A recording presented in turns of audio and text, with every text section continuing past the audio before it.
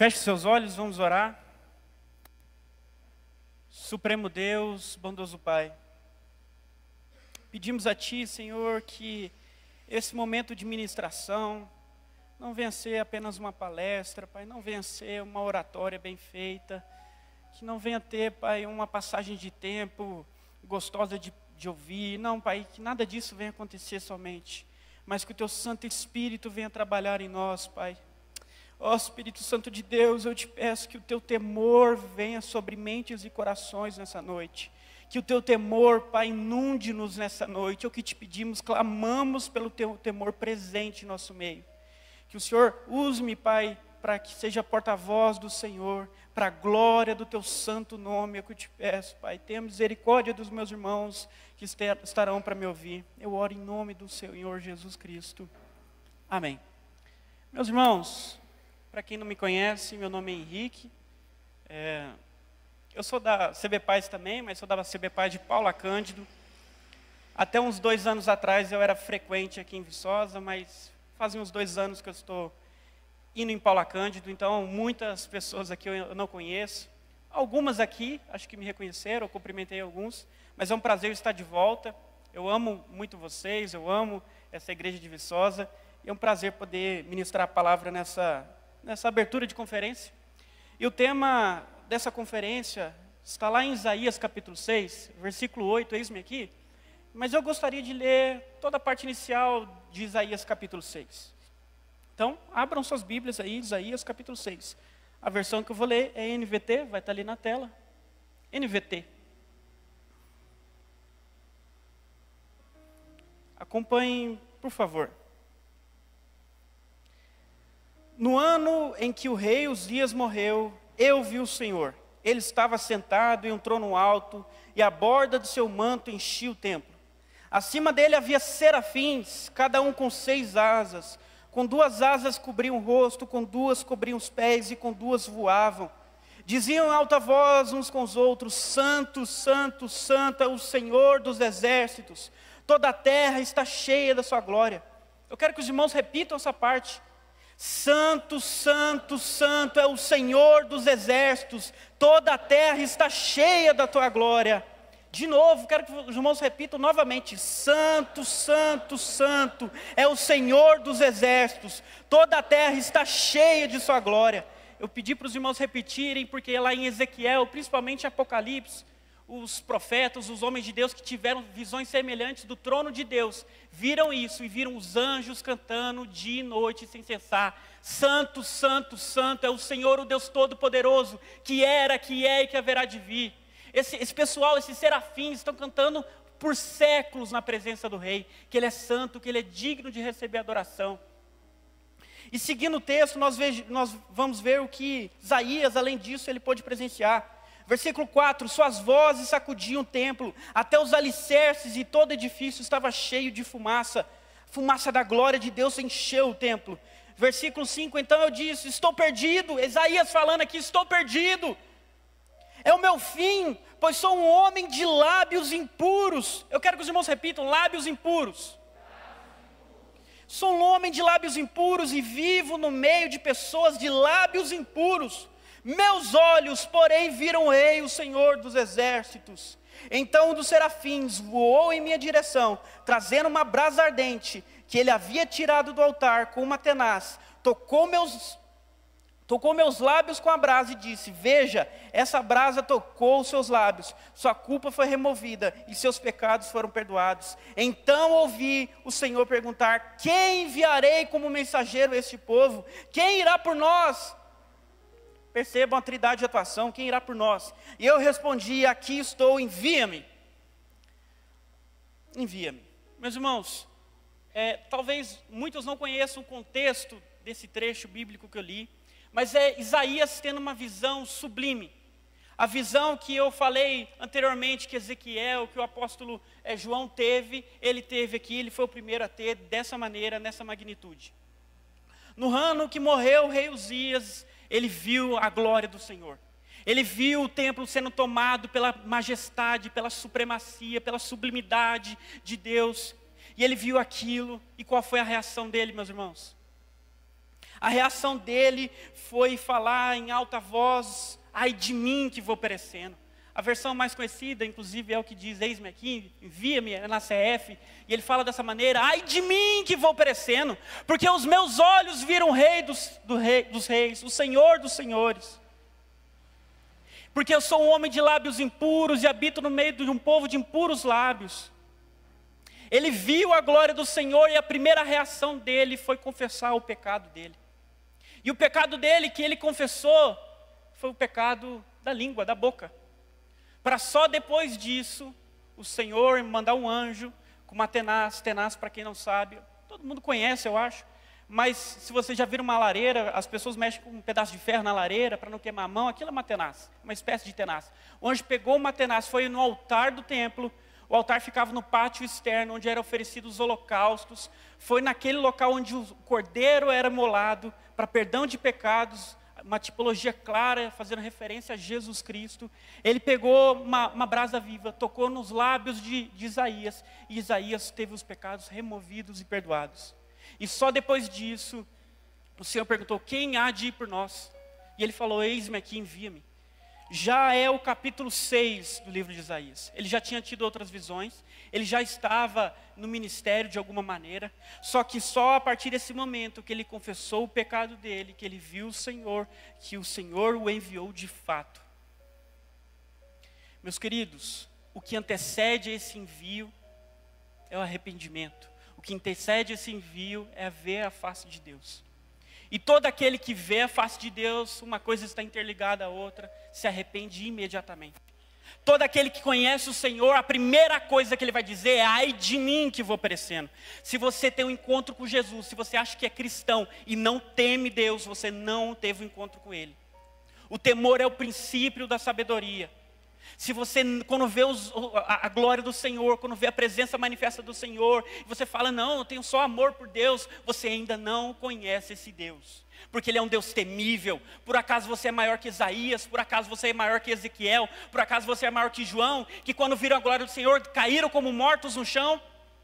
Os crentes de hoje em dia veem o Senhor: que delícia, que maravilha, é mesmo, mas também tem o temor.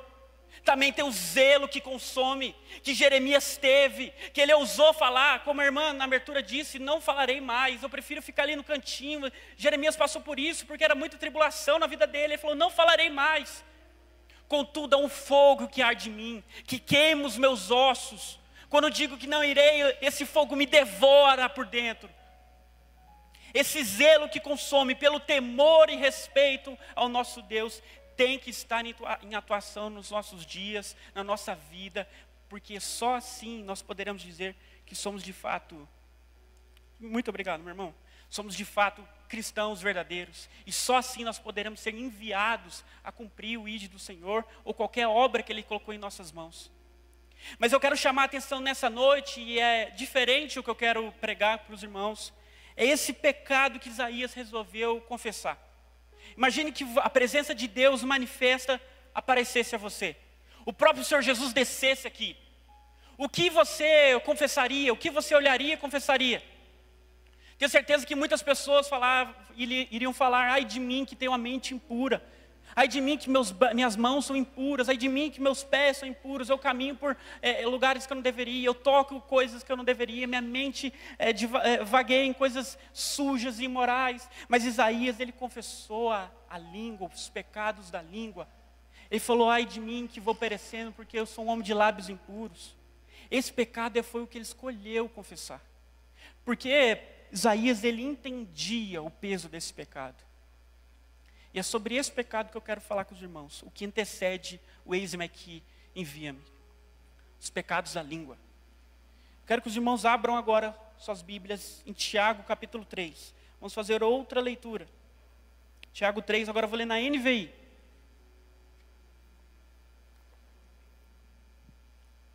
Eu vou ler do versículo 1 ao 12. Tiago 3, eu vou ler do versículo 1 ao 12 na versão NVI. Está escrito: meus irmãos, não sejam muitos de vocês mestres, pois vocês sabem que nós, os que ensinamos, seremos julgados com maior rigor. Todos tropeçamos de muitas maneiras. Se alguém não tropeça no falar, tal homem é perfeito, sendo também capaz de dominar todo o seu corpo. Quando colocamos freios na boca dos cavalos para que eles nos obedeçam, podemos controlar o animal todo. Tomem também como exemplo os navios, embora sejam tão grandes e impelidos por fortes ventos, são dirigidos por um leme muito pequeno, conforme a vontade do piloto. Semelhantemente, a língua é um pequeno órgão do corpo, mas se vangloria de grandes coisas. Vejo como um grande bosque é incendiado por uma simples fagulha. Assim também a língua é um fogo, um mundo de iniquidade, colocado entre os membros do nosso corpo, contamina a pessoa por inteiro, incendeia todo o curso de sua vida, sendo ela mesma incendiada pelo inferno. Toda espécie de animais, aves e répteis e criaturas do mar doma-se e tem sido domada pela espécie humana. A língua, porém, ninguém consegue domar. É um mal incontrolável, cheio de veneno mortífero. Com a língua bendizemos o Senhor e Pai, e com ela amaldiçoamos os homens, feitos à semelhança de Deus. Da mesma boca procedem bênção e maldição, meus irmãos. Não pode ser assim. Acaso pode sair água doce e água amarga da mesma fonte? Meus irmãos, pode uma figueira produzir azeitonas, ou uma videira figos? Da mesma forma, uma fonte de água salgada não pode produzir água doce. Eu quero que os irmãos se atenham a esse trecho, esse enfoque bíblico nessa noite, porque algumas verdades preciosas que Tiago aqui não é um dos dois apóstolos, tem um Tiago maior e o menor, mas nenhum dos dois que escreveram esse livro. Quem escreveu esse livro, essa carta, foi Tiago, irmão de Jesus de fato, ele era meio irmão do Senhor, ele só foi crer em Jesus como Messias, como Filho de Deus, após a ressurreição dele. E Tiago aqui, esse livro dele é fenomenal na verdade. Dizem que, eu tinha uma Bíblia antiga, muito boa, gostava bastante dela, que tinha umas observações interessantes sobre o livro de Tiago. Os teólogos dizem que Tiago é o livro do Novo Testamento que se assemelha com Provérbios, porque tem instruções diretas, concisas, rápidas, para a gente aplicar no nosso dia a dia. E aqui Tiago ele fala sobre a língua como nenhum outro. Tanto é que quando alguém quer pregar sobre a língua, como usar a língua para bênção ou para maldição, a gente vai ler aqui Tiago. E de fato aqui tem verdades, meus irmãos, que nós temos que nos ater e prestar atenção. Porque talvez vocês não saibam, mas há uma hierarquia de pecados. Eu já ouvi falar com muita frequência que não existe pecadinho e pecadão. Isso é falso, isso é de quem não lê a Bíblia. Eu reformulo da seguinte maneira: de fato não há pecadinho, há pecadão e pecadaço, vamos colocar assim. Todo tipo de pecado que você comete, por mais que você julgue ele como menor, ele é digno da condenação eterna no inferno. Aquilo que você fala, nossa, mas isso não tem nada a ver, é digno da sua condenação eterna no inferno. Mas aquilo que Isaías sabia, isso que eu quero falar com vocês nessa noite, é que os pecados da língua, que eu vou citar vários tipos de pecados da língua nessa noite, eles não são desses menores pecadãos, ele é daquela hierarquia de pecadaços. Nós vemos isso claramente, só para os irmãos saberem que existe diferença de pecado. Quando Jesus estava lá diante de Pilatos, em João 19:11, Jesus falou: maior pecado tem aquele que me trouxe até você, se referindo a Jesus. Jesus, quando ele fala que é o maior mandamento, que é amar a Deus sobre todas as coisas e o próximo como a ti mesmo, ali ele está estabelecendo uma hierarquia clara sobre mandamentos. E pecado nada mais é do que quebra de mandamentos. Se tem hierarquia para mandamento, tem hierarquia também para pecado, que é quebra de mandamento. Então, isso é nítido e claro na palavra do Senhor. Que os irmãos entendam isso e saibam que a maledicência está naquele nível mais alto de coisa que o Senhor odeia, tem nojo. Tanto que, eu quero ler com os irmãos lá em Provérbios 6, 16 a 19, vou ler na versão NAA. Provérbios 6, do 16 ao 19, está escrito o seguinte, na versão NA: 6 coisas o Senhor odeia, e uma sétima a sua alma detesta. Percebam, as 6 coisas que ele irá citar que Deus odeia, mas a sétima, ele tem nojo profundo: olhos cheios de orgulho, língua mentirosa, mãos que derramam sangue inocente, o coração que faz planos perversos, pés que apressam para fazer o mal, testemunha falsa que profere mentiras e o que semeia discórdia entre os irmãos. Então, meus irmãos, ele elenca aqui 7 coisas. Inclusive entre elas tem homicídio. Mas para Deus a 7ª e pior é aquele que semeia discórdia entre os irmãos. Isso só é possível com a má utilização da sua língua. Então para Deus, percebam isso. levem isso em consideração, tenham temor. Eu orei pedindo temor para que os irmãos entendam isso e, de fato, deixem essa verdade penetrar no seu coração. Para Deus, é pior você semear discórdia ao irmão. É pior você usar a sua língua de maneira equivocada do que matar alguém. Para Deus é assim que funciona. Ele odeia quem semeia discórdia entre os irmãos. Ele odeia, meus irmãos. E esse pecado que leva a causar discórdia entre irmãos, ele é algo comum a todos nós. Não tem ninguém que está me ouvindo aqui nessa noite que possa falar, eu não peco nessa área. Não existe. Tem alguns pecados que você pode passar a sua vida inteira sem cometê-los. Se você casou virgem, a fornicação você não comete mais. Você pode passar uma vida inteira sem matar, aí você não é assassino. Sem roubar, você não é ladrão. Alguns pecados, há vários até, que você pode passar uma vida inteira sem cometê-los.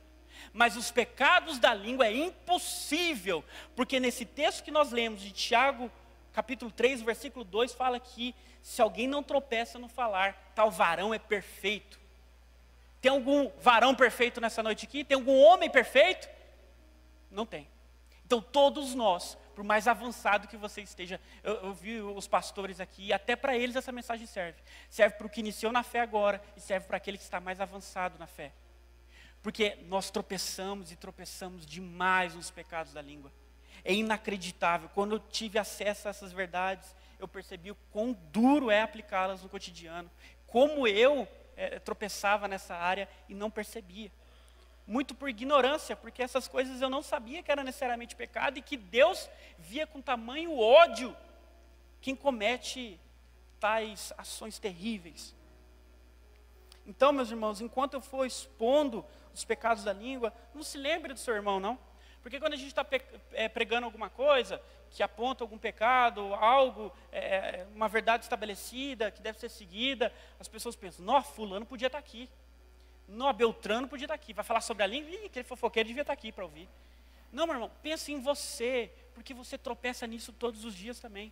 Provavelmente todos os dias você está vacilando nisso. Então pense somente em você. No capítulo 3 de Tiago, ele vai falar que a língua é um pequeno órgão, que assim como um freio de cavalo e um leme de navio, mesmo sendo pequeno, dirige a sua vida por completo. Então, um aspecto positivo na língua também, além das coisas ruins que eu vou falar. Se você souber usar a sua língua, a sua vida vai ser dirigida para um bom caminho. Agora, se você não souber usar, é para o desastre, é para a ruína. A maneira que você decide usar vai definir o resto da sua vida, meu irmão. Um cavalo, quantos quilos pesa um cavalo? Centenas. Quantas toneladas pesa um navio? E é dirigido por um pequeno leme, que é controlado pelo timão do navio. A sua língua é a mesma coisa. Aquilo que você escolhe falar ou deixar de falar, vai te guiar para uma vida de bênçãos e de amizade com o Senhor, para uma vida de que um dia você possa dizer, face a face com Deus, eis-me aqui, envia-me, ou para uma vida cheia de pecado, de desgraça acontecendo. Você decide como usar. E lá em Provérbios 18, 21, vai dizer que nós devemos usar da seguinte maneira. Provérbios 18, 21, versão NVI. A língua tem poder sobre a vida e sobre a morte. Os que gostam de usá-la comerão de seu fruto. Tem algumas questões equivocadas quando as pessoas falam sobre a língua. A língua, eu vou falar tal coisa e vai acontecer. Não é pensamento positivo, meu irmão. Tem gente que briga, eu vejo direto, cresci na igreja. A crente não podia, pelo menos onde eu cresci, não podia falar coisa ruim. Por exemplo, se você fizer isso, vai acabar acontecendo isso. Aí apareceu um outro irmão para falar, está repreendido em nome de Jesus, não fala não, senão vai acontecer. Não é assim que funciona. Você tem que aplicar fé em cima daquilo que fala, para aquilo produzir um resultado. Você falar por falar, isso é pensamento positivo. Os ímpios fazem isso. Para você falar coisas que beneficiem a sua vida e tragam resultados positivos para você, você tem que aplicar a fé naquilo e tem que falar as palavras de Deus. Porque senão eu poderia falar qualquer coisa, meu bel prazer, e aconteceria. Isso não existe, meu irmão. Nós não temos poder algum, quem tem poder é Deus. E se você proclama as palavras de Deus, meu irmão, as coisas vão acontecer. Porque aquilo que Deus fala se cumpre. Você sabe qual é a função dos anjos? Lá em Hebreus capítulo 1, versículo 14, fala que os anjos são espíritos ministradores, enviados por Deus para nos servir. Os anjos, eles estão aqui agora mesmo. Eu creio que cada pessoa tem um anjo pessoal, baseado numa coisa que Jesus falou lá em Mateus, que as crianças têm os seus anjos. Então, eu creio dessa maneira, que cada um tem o seu anjo. Mas ainda que hajam apenas anjos territoriais, anjos que a Bíblia deixa mais clara que existem, serafins, conforme estão na presença do Pai, cantando Santo, Santo é Ele, pelos séculos dos séculos, esses anjos ainda estão aqui para nos servir aqueles que hão de herdar a salvação. É o que diz Hebreus. E esses anjos, eles não nos servem diretamente. Você não pode falar para o anjo, ó anjo, você nem enxerga ele. Eu já vi muito crente orando para enxergar anjo, mas na Bíblia não tem nada disso. Eu já vi muito crente pedindo para enxergar o seu anjo, o anjo que te acompanha, o seu anjo da guarda, e conversar com ele. Meu irmão, você tem a presença de Deus para conversar. Se o Espírito Santo mora dentro de você e tem nego orando para ver anjo, que doideira é essa? E se você ver um anjo, você vai morrer de medo, porque ele não é aqueles loirinhos de olho azul que você imagina, não. Ele pode se materializar em forma humana, acontece biblicamente, mas um serafim, nós cantamos ali, nós lemos aqui, é um bicho de 6 asas, é um bicho cheio de olhos espalhados por todo o corpo, há várias faces diferentes. É por isso que quando o anjo aparecia para o homem de Deus, a primeira coisa que ele falava era, não temas, porque parecia um monstro desse, que é isso? É o anjo do Senhor, é o que Deus criou para nos servir, para ministrar conforme a vontade dEle. Então o anjo ele serve diretamente a Deus, nós. Mas deixa eu te contar um segredo que muitos crentes não usam. Ele serve a palavra de Deus. Os anjos servem a palavra de Deus. E você, meu irmão, você tem acesso à palavra de Deus. Aquilo que Deus manda, eles têm que fazer. Se você proferir as promessas bíblicas, os anjos vão cumprir. Os anjos estão à sua disposição, baseado na palavra do Senhor. Baseado na palavra do Senhor. Lá em Salmos 103, versículo 20, fala isso. Salmo 103, 20, na versão NAA. Bendigam o Senhor. Na verdade, eu vou ler na versão... na NAA mesmo. Salmo 103, 20. Bendigam o Senhor os seus anjos valorosos em poder, que executam suas ordens e lhe obedecem a palavra. Então os anjos estão aí para obedecer a palavra. Proclame a palavra de Deus e os anjos vão te obedecer. É assim que você tem que usar a sua língua. Encha das promessas bíblicas, encha da verdade da palavra e use a tua língua para requerer essas promessas de Deus, porque os anjos vão lá e vão obedecer a palavra de Deus. Não vão te obedecer, não, vão obedecer a palavra de Deus. Eu vejo gente criticando, não pode exigir nada não. Eu não estou exigindo de Deus, eu estou exigindo a palavra, que é dele, é Deus exigindo através da minha boca. Nós somos filhos de Deus, cordeiros com Cristo Jesus. Isso tem ousadia maior do que essa. Quando eu leio na Bíblia que eu sou cordeiro com Jesus, eu tenho vontade de tirar aquilo, parece heresia. Cordeiro significa que você é herdeiro como Jesus. Jesus é seu irmão. Você consegue compreender isso? O Rei dos Reis, o Senhor dos Senhores é seu irmão. Nós temos autoridade baseada nas palavras do nosso Senhor, para usá-la para a vida e para a bênção. Por isso, meu irmão, se encha, leia a Bíblia, se encha das Sagradas Escrituras, porque assim você vai ter uma vida inabalável, implacável, nada vai te parar, situação nenhuma vai te deixar triste, cabisbaixo. Pelo contrário, você vai saber passar por todo tipo de situação, e quando as coisas ruins acontecerem, porque podem e vão acontecer, você saberá passar clamando ao Senhor pelas suas promessas, e aquilo que está escrito acontecerá, porque Deus não é homem para que minta. Aquilo que você pede a Deus, baseado na Bíblia, acontece. Então, meu irmão, eu vi essa frase uma vez, eu acho ela top. Se você não gosta de ler, eu tenho uma notícia infeliz para te dar. Você faz parte de uma religião que é regida por um livro. Leia, filho de Deus, leia. Eu acho inacreditável, o crente vive a vida inteira nos caminhos do Senhor, indo para a igreja e nunca leu a Bíblia toda. Meu irmão, você tem que saber isso aqui de cabo a rabo. Esse é o manual de vida. Você se depara com situações que não sabe como proceder. Se você lesse pelo menos Provérbios, você saberia.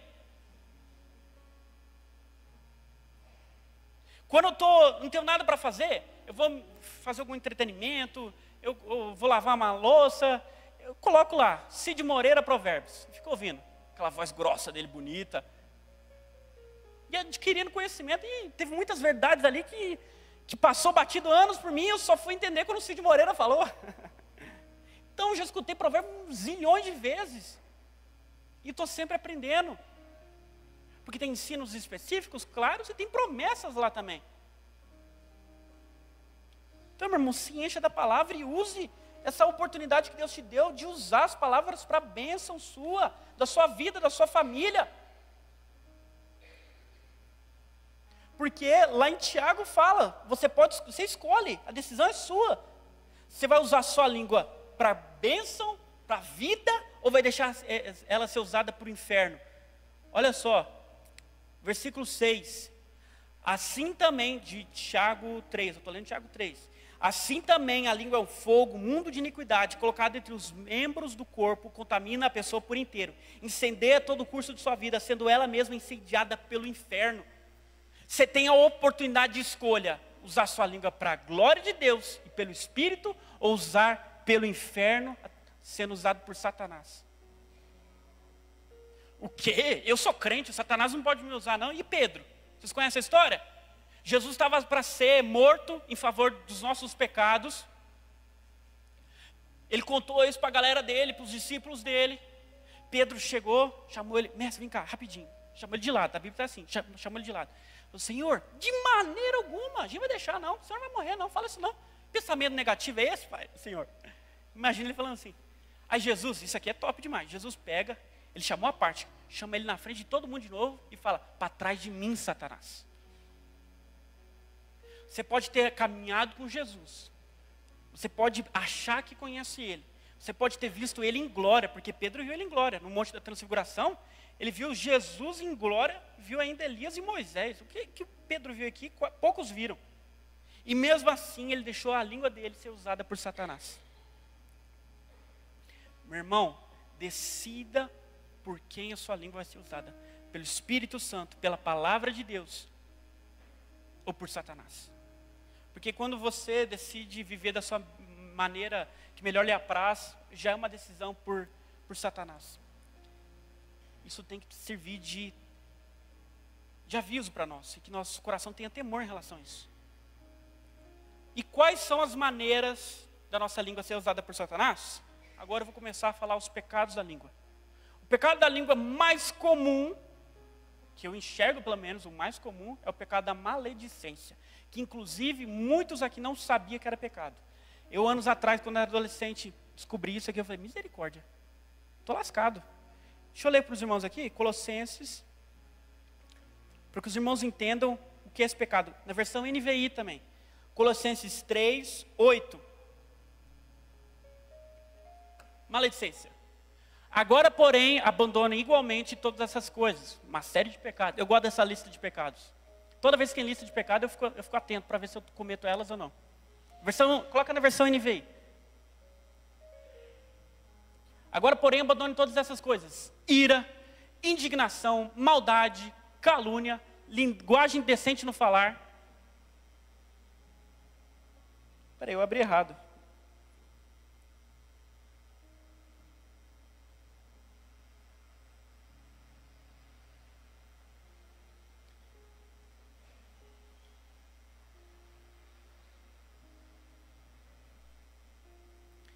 Meus irmãos, eu abri errado, mas tem um texto bíblico que fala sobre a maledicência claramente.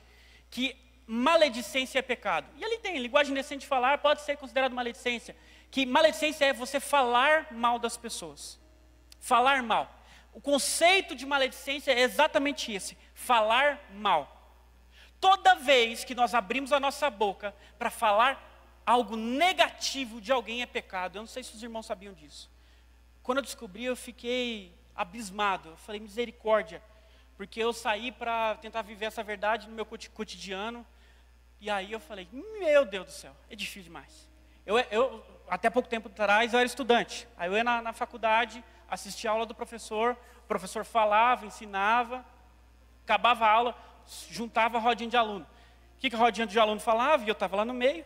Nossa, esse professor não tem didática nenhuma, não sabe ensinar nada. Bom mesmo é o outro, é verdade. Maledicência.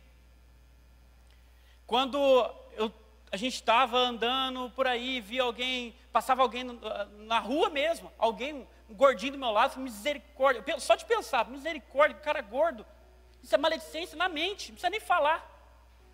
Tudo aquilo que é negativo, que você escolhe observar, e pior, quando você fala, se torna um pecado ativo, isso é maledicência, meus irmãos. É necessário que a gente tenha grande temor em relação a isso.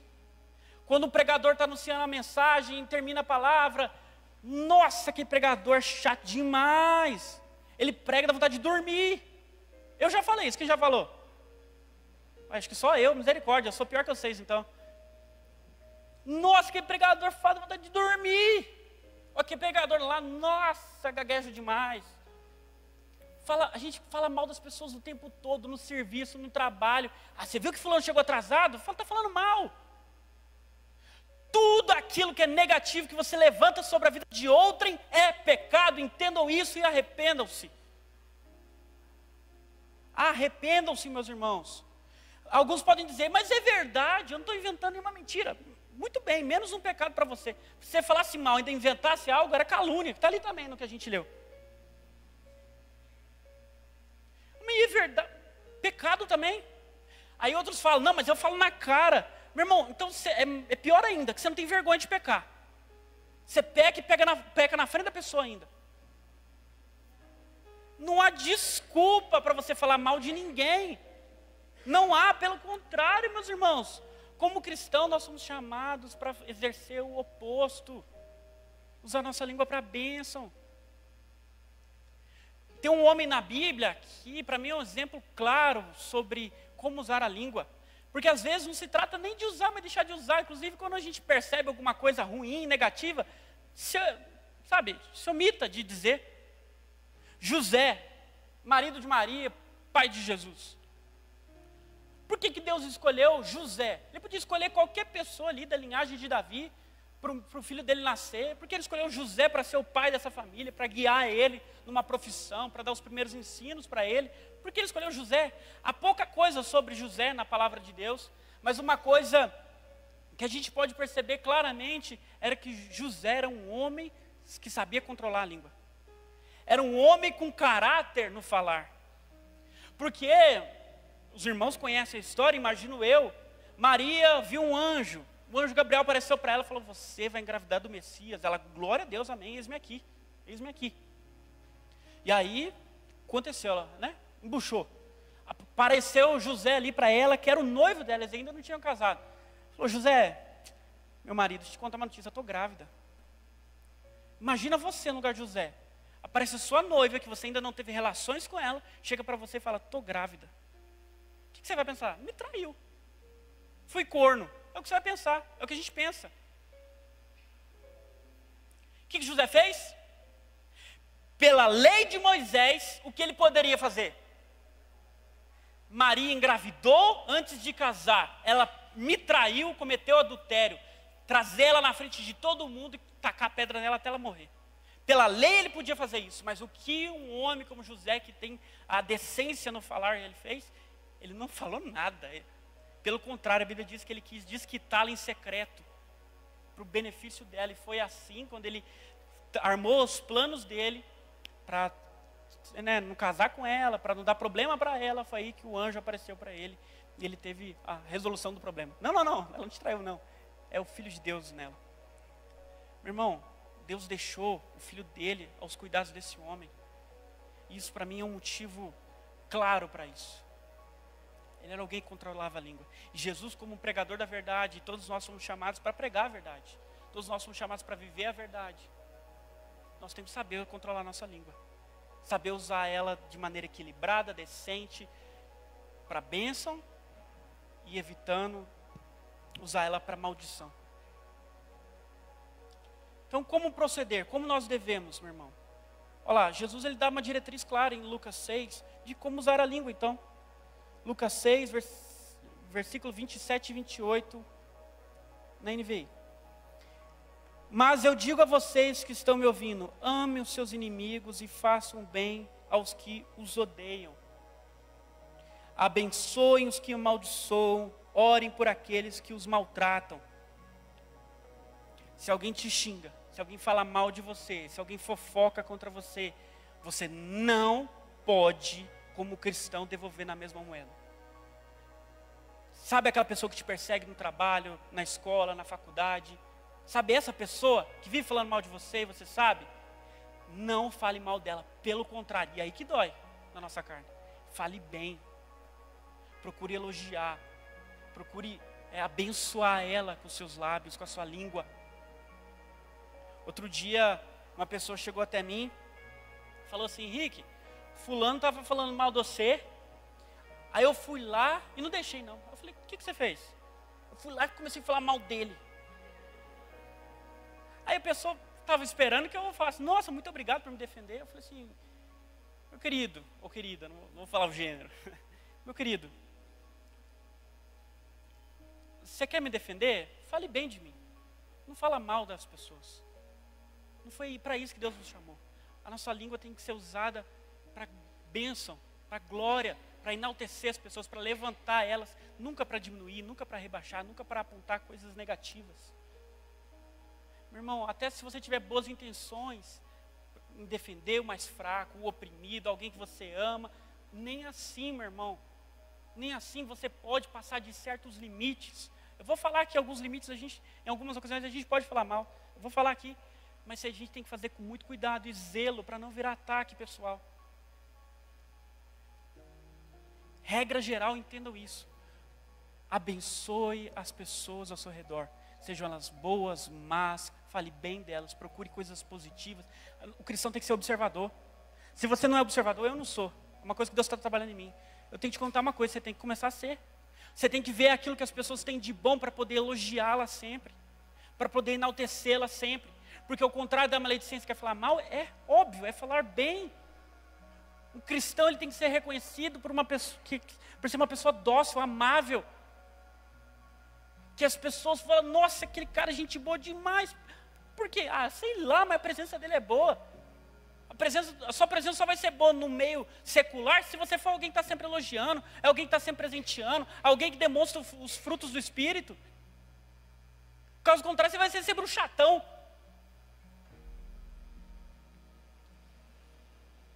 Meus irmãos, só é permitido falar bem, entendam isso.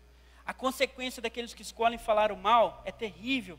Lá em Salmo 140, 11 está escrito: que os difamadores não se estabeleçam na terra, que a desgraça persiga os violentos até a morte.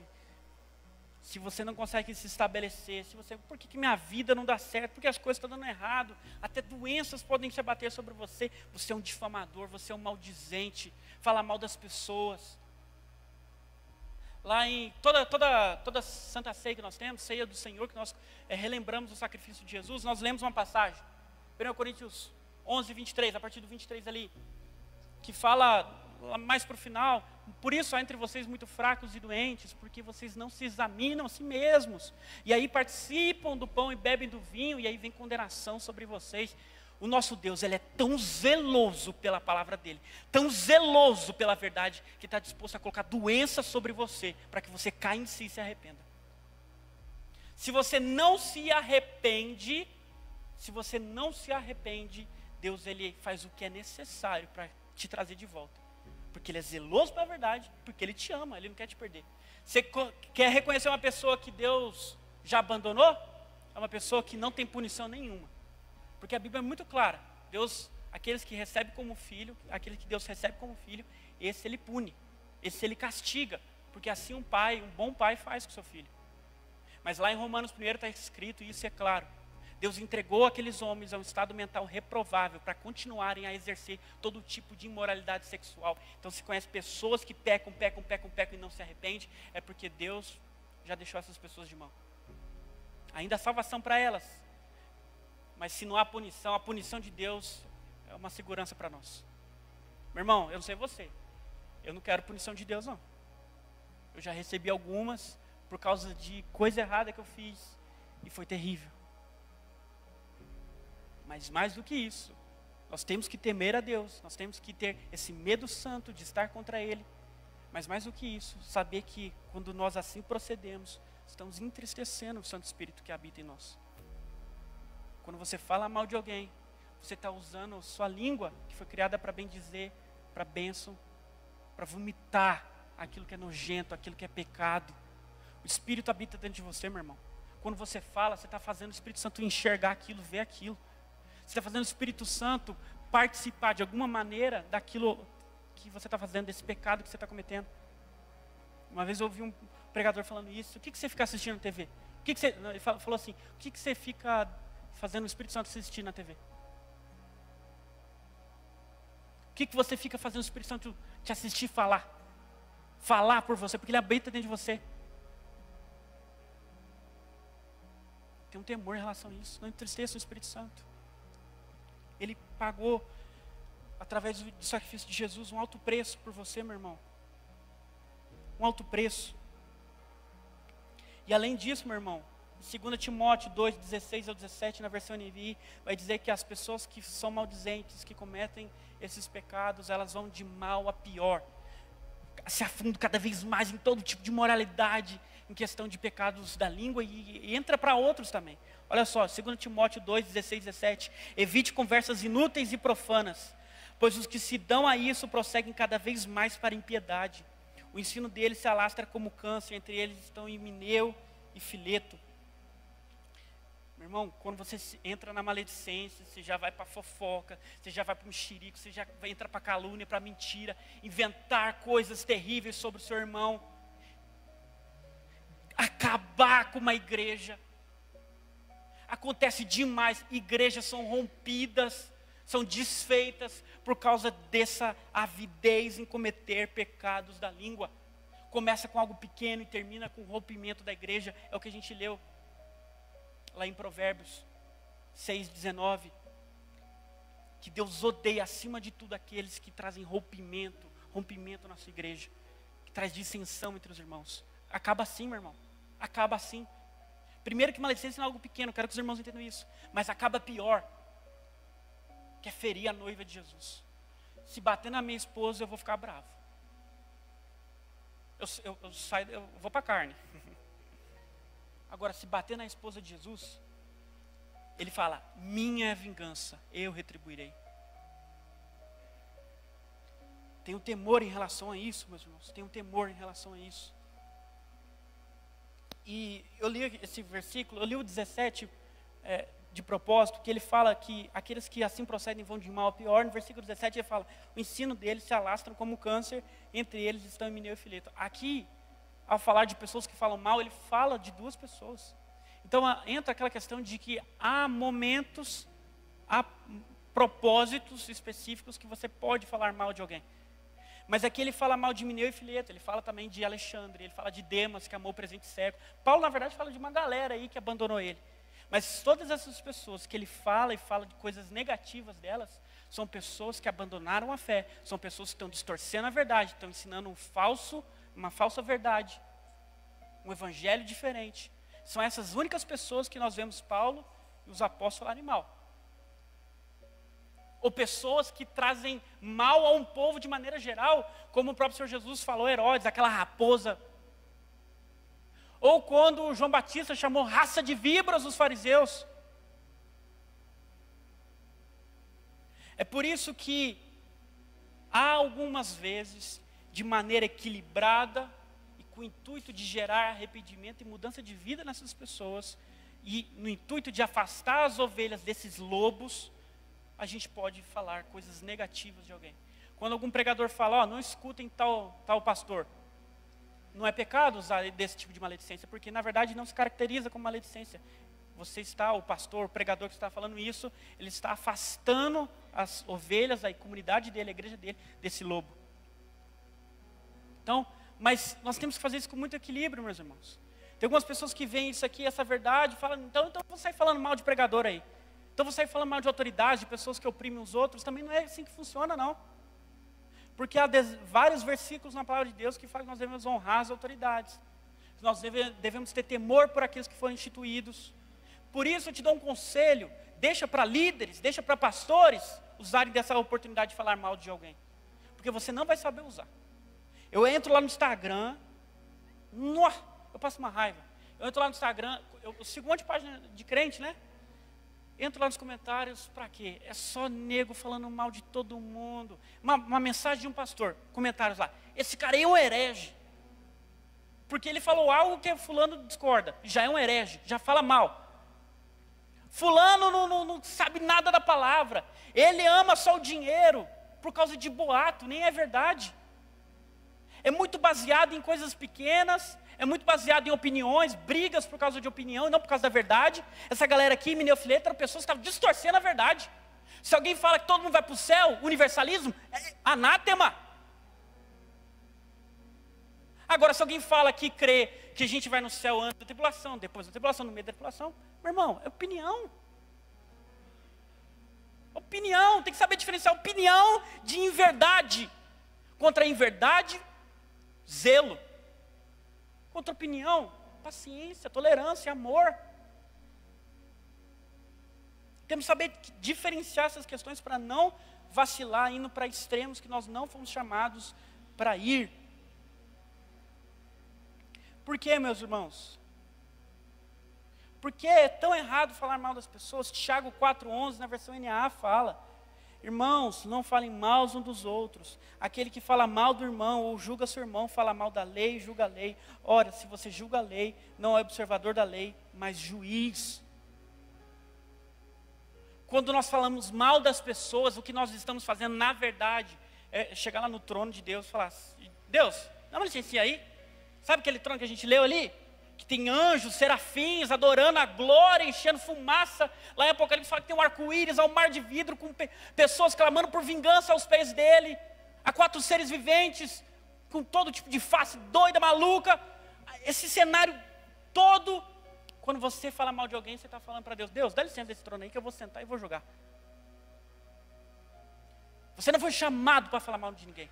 Só Deus pode, no dia certo, chamar as pessoas e falar: você fez isso, isso, isso, serve um mal e negligente, serve um mal e preguiçoso, afaste-se de mim.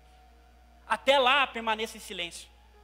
Até lá, salvo em questões como essa de Mineu e Fileto, permaneça em silêncio. Tenha temor em relação a isso, para o seu próprio bem. Porque Deus não tolera quem rouba a glória dele. Ele não tolera isso.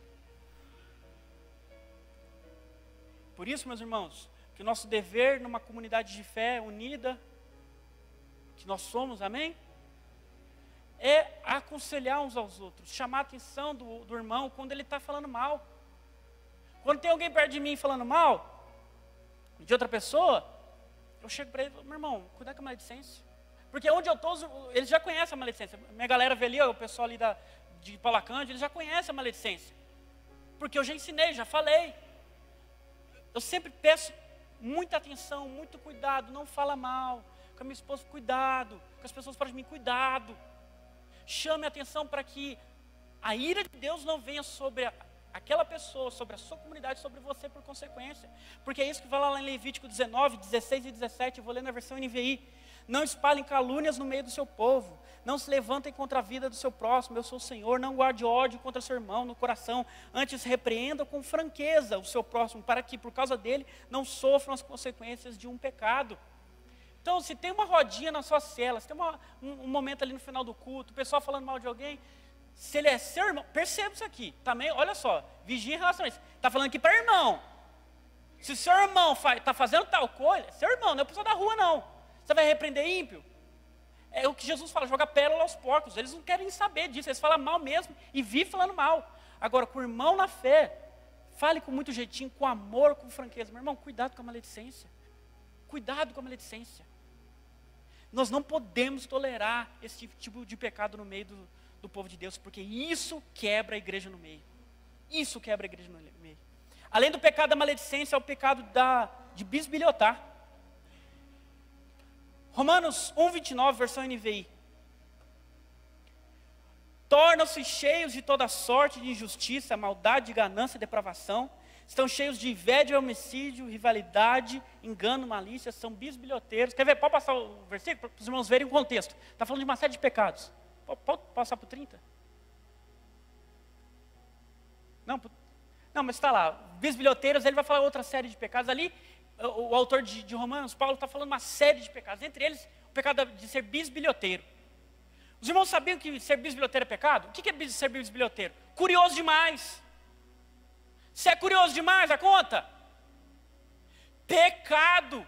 Arrependa-se. Antes que você morra, literalmente. Vocês viram a história de um rapaz, acho que foi esse ano, estava tendo uma briga de vizinhos, ele foi colocar a cabeça para ver, tomou um tiro na cabeça. Eu vi essa notícia esse ano.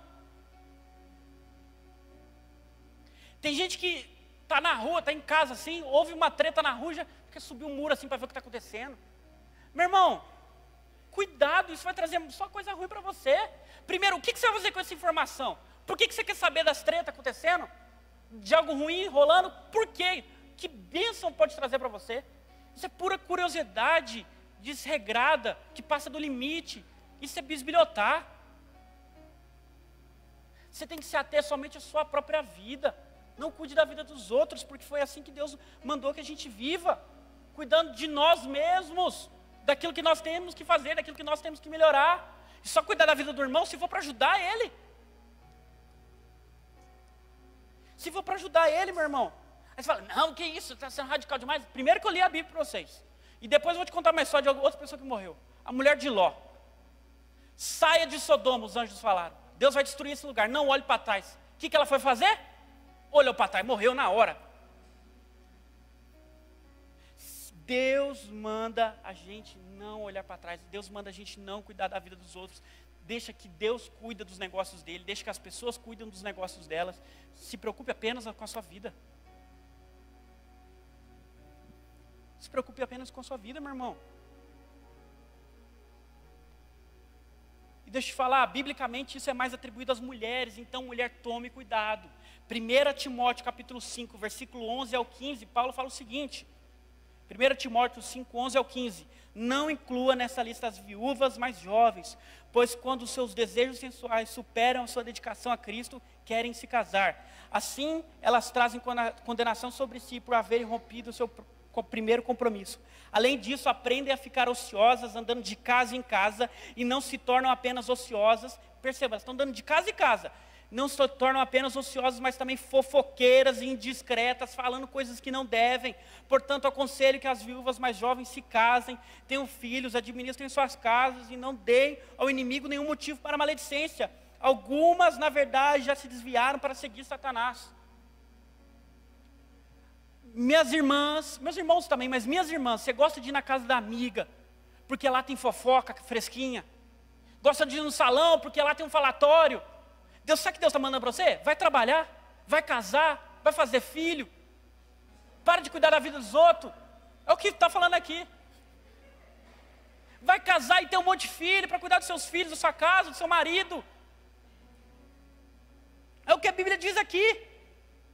Porque quando você assim procede, indo de casa em casa, falando mal das pessoas, você já deixou Cristo para seguir Satanás, versículo 15.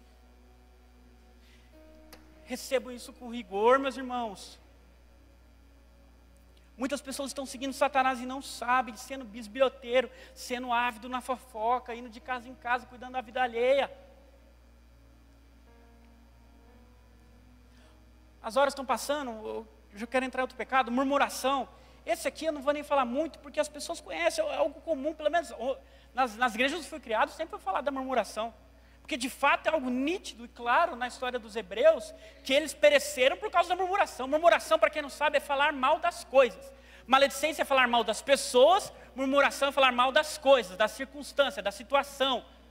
Deus não te chamou para reclamar de nada. Você é reclamão? Arrependa-se. Como você enxerga a vida? Com alegria, sabe, regozijo. Glória a Deus, segunda-feira tenho que trabalhar. Ou misericórdia, segundou. Deus nos chamou, meu irmão, para sermos gratos e não murmurantes, achar dificuldade em tudo. Tem gente que acha dificuldade em tudo, pelo amor de Deus. Filipenses 2:14, versão NA, fala, façam tudo sem murmurações, nem discussões. Tem gente, meu irmão, que arranja queixa para tudo. Murmura por tudo. Até quando é abençoado. Você ganhou um presente de alguém. Ah, legal. Nossa, mas sei lá, um celular, ganhei um celular. Nossa, mas esse modelo aqui? Podia ser melhor, né? Eu ganhei uma camisa do meu esposo, mas, nossa, camisa feia. Meu irmão, seja grato pelas coisas que você está recebendo. É presente ainda, tem nego que reclama de ganhar presente. Não reclama, seja grato. Porque, como eu falei lá em 1 Coríntios 10:10, fala que os hebreus, eles morreram por causa dessa ingratidão. Dessa murmuração, sem limites. Eles eram escravos. Percebam isso. Meu irmão, é por isso que você não pode reclamar. Você era escravo de Satanás, servo do inimigo das nossas almas. Porque aquele que não está com Cristo está com o diabo. É isso, não tem meio termo.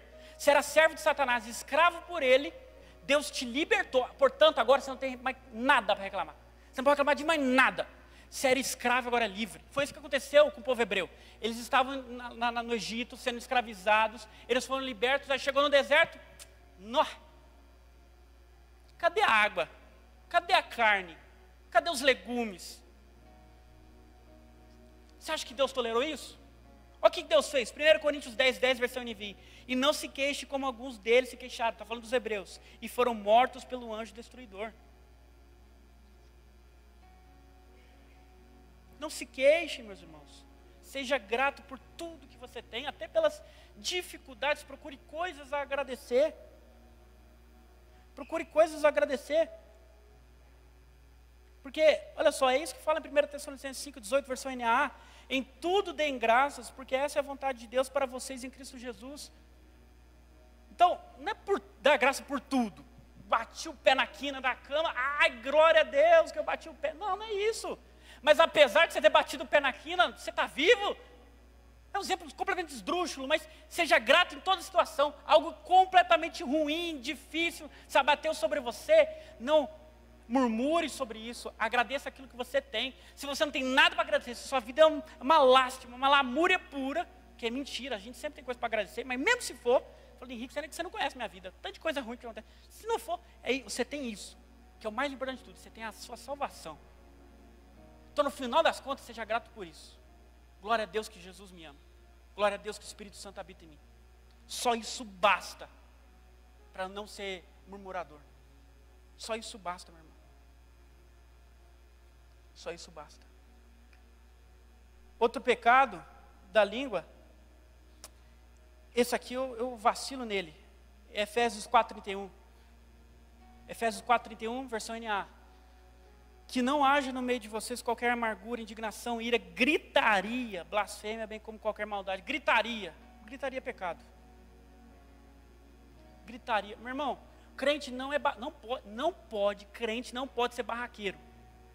Não existe crente barraqueiro. Não existe crente que faz auê, grita, sai escandalizando por aí. Não existe. Nós somos chamados para sermos dóceis, amáveis, tolerantes.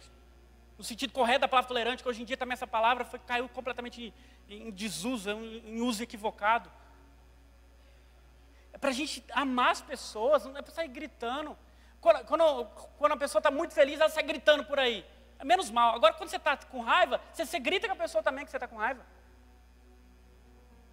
Isso é pecado, meu irmão. As pessoas têm que olhar para você e falar, esse é um filho de Deus. Você imagina um filho de Deus... Você imagina Jesus aqui gritando com alguém porque vacilou? Porque esqueceu o armário aberto? Porque não entregou o relatório a tempo? Pode ser o motivo mais plausível que seja, meu irmão. Você não foi chamado para gritar. Você quer repreender a pessoa? Repreenda com amor. Seja equilibrado, não chame atenção para você. Nós, como cristãos, não podemos chamar atenção a nós. Nós devemos estar sempre apontando para o alto. A pessoa que é muito espalhafatosa, que é muito, de gritaria exagerada, é uma pessoa que, na verdade, ela é muito cheia de si. Controle-se, controle seu gênio. É o meu gênio. Mude o seu gênio. É meu temperamento. Leve seu temperamento ao arrependimento, então. Não há desculpa por pecado. E há pecados óbvios, como a calúnia. A gente leu aqui em Efésios 4:31 também, que ele fala gritaria e calúnia. Fala mentira das pessoas. Fala mentira, meu irmão. Muitas vezes a mentira ela não é tão óbvia. você fala, não, eu sei que eu não posso inventar coisas. Mas às vezes você ouviu algo e vai repassar aquilo como uma informação verdadeira. Você acha ou tem certeza? Não fala se você acha, não.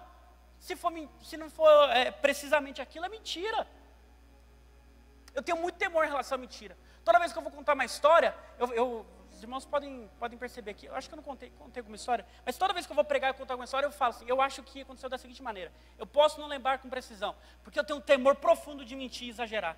Porque as pessoas, quando vão contar alguma história, sempre exageram, isso é mentira. Sempre escolhe aquilo que desejam omitir da história. De maneira pensada. Meu irmão, tome cuidado em relação a isso, tenha um temor. Porque quando você mente, eu não sei se você sabe, você está falando a linguagem de Satanás. Que Satanás é o pai da mentira, a linguagem dele é a mentira. E o padrão que nós devemos seguir, Efésios 4:29. Nenhuma palavra torpe saia da boca de vocês, mas apenas a que for útil para edificar os outros, conforme a necessidade, para que conceda graça aos que ouvem. Deixa eu só fazer mais uma observação aqui. Nenhuma palavra torpe. Sabe o que é palavra torpe? Palavrão. Crente que fala palavrão é inacreditável, eu não consigo acreditar. Tá certo, alguns vêm do mundo recentemente, ainda tem que se libertar. Mas, meu irmão, é inacreditável. Isso, nem os ímpios. Você vai ver um programa de TV, um programa, né, obviamente, qualquer horário pelo dia, não de madrugada. Se alguém fala palavrão, eles colocam um pi lá, porque eles têm vergonha de palavrão. Até o mundano que tem alguma etiqueta tem vergonha de palavrão. Agora os crentes saem falando palavrão, é igual as pessoas do mundo. Você foi chamado para ser diferente. Santidade significa separação. Kadosh, ser separado.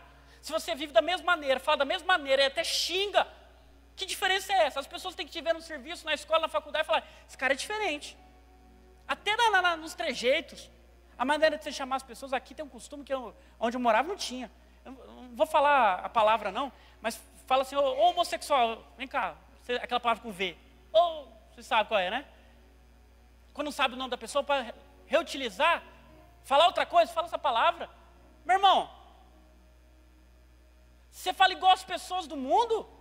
Você tem que ter uma linguagem santa, polida.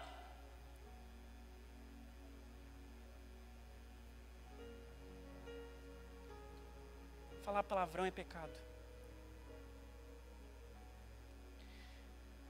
E para encerrar, meus queridos, Salmo 37 dá a receita de como usar nossa língua. Salmo 37, 30 e 31. A boca do justo profere sabedoria e sua língua fala conforme a justiça. Ela traz no coração a lei de seu Deus, nunca pisará em falso. A nossa boca tem que proferir sempre o que é a palavra de Deus. Se encha da palavra de Deus, conforme eu falei naquela questão dos anjos. Se encha da palavra de Deus não só para obter recompensas, mas para externalizar Cristo ao mundo. Porque só depois, meu irmão, que você reconhecer tudo isso aqui como um pecado, só depois que você fala misericórdia, eu erro nisso tudo que o Henrique falou nessa noite, só depois disso, e você falar, ai de mim que sou um pecador, só depois você pode falar, eis-me aqui, Senhor, envia-me. Se levanta e vamos orar.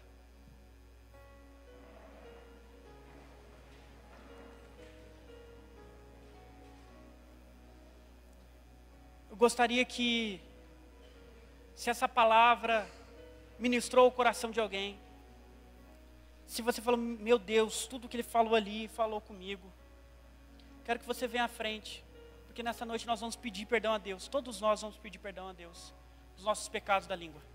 Venha até a frente. E aqueles que vêm até a frente, eu peço que coloque a mão no coração.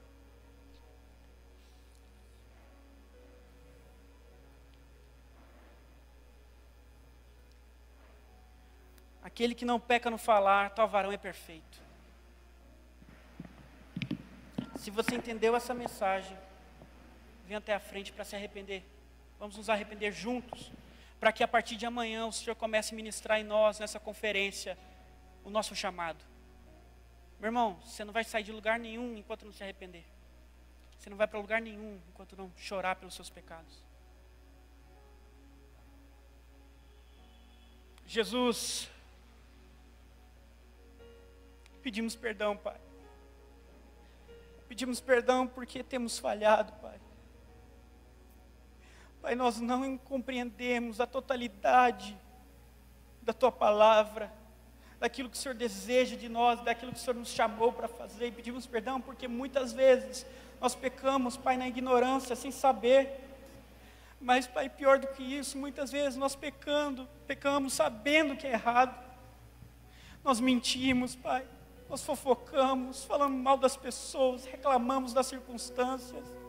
E nós sabemos que quando assim procedemos, Senhor, estamos, Pai, entristecendo o Teu Santo Espírito, aquele que morreu e padeceu por nós.